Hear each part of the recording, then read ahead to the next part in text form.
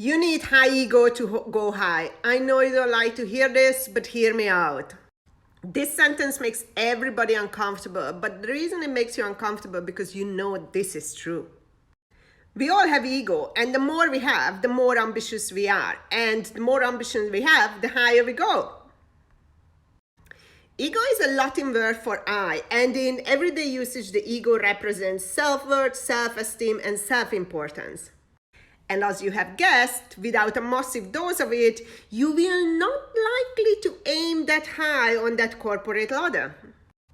People with well-balanced and healthy amount of ego, they do absolutely well. They contribute to society. Look at Sir David Attenborough, look at social workers, teachers, and nurses, and blue-collar workers. They really do things for society. And it's not that they are not ambitious, but the ambition is not translated into career development, climbing the ladder, but really contributing, learning more, progressing as a person, developing as a person. So for them, ambition that looks like that. They are also more likely to think about others rather than themselves. And that's why you see the difference. And when you think about others, not yourself, you are not going to really go that far. So it's negatively impact them in terms of career development. And therefore, we need to know the amount of self-esteem, self-respect, and self-worth we have, ego, right? Because if we want to go up there, but we don't have what it takes, it's going to get really, really difficult. But we can do it. People with a healthy amount of self-confidence or ego, they are the ones who want to do things properly, not just for the headline. They are the ones that want to make an impact. They are the ones that really looking out for others. Then you have those that their ambition is there is the career, is that car, is that house, is that villa, is that position, is that CEO connection. You know, I have the number of my CEO in my phone. For them, they value that.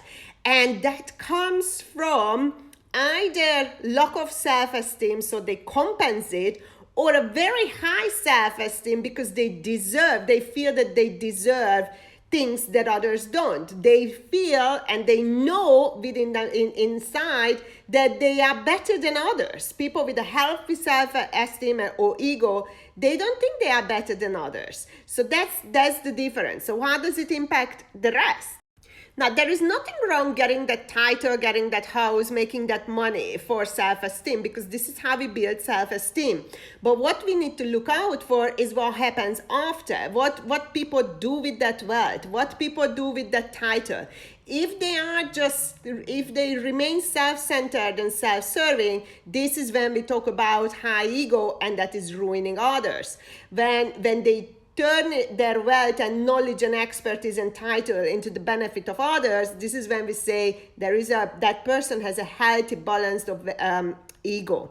Now, who do we find most of the time in top of organizations?